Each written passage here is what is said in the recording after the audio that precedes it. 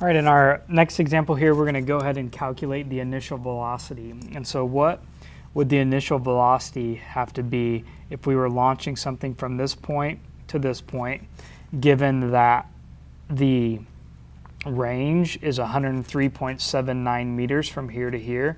And you can see I've done that calculation for you based on triangulation.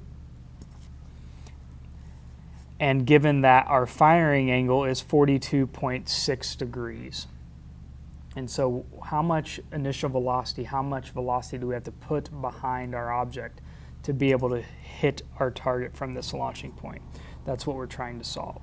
And so again, what we're going to do is we're going to go back and look at that range equation that we gave you right up here. And this time we're going to manipulate it to calculate for initial velocity right here. And so if we manipulate that formula,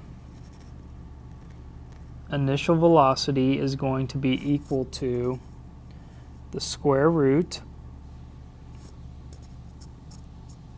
of acceleration to gravity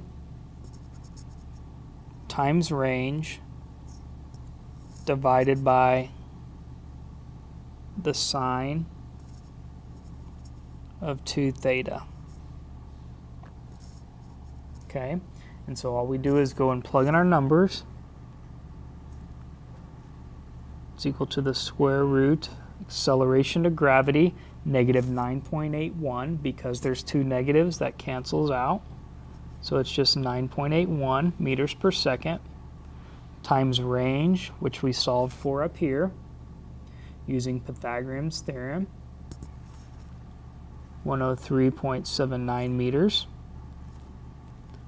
divided by the sine of 2, and our firing angle is given. It's 42.60 degrees. So we do that calculation, figure out what the top is, figure out what the bottom is. If I take 9.81 times 103.79, I get 1018.18. If I take 46 or 42.6 times 2 times the sine of that number, I get 0.996. Divide that, 1018.8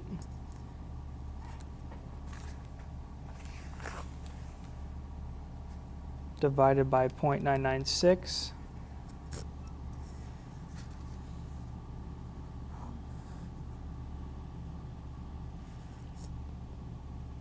and I get the square root of 1022.89.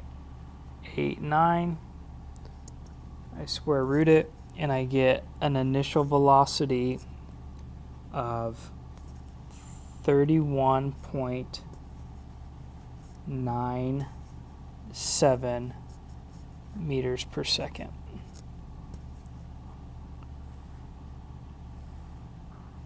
So that's how the velocity that this launch would have to have, the initial velocity, to hit this target, which is 103.79 meters away at an angle of 42.6 degrees.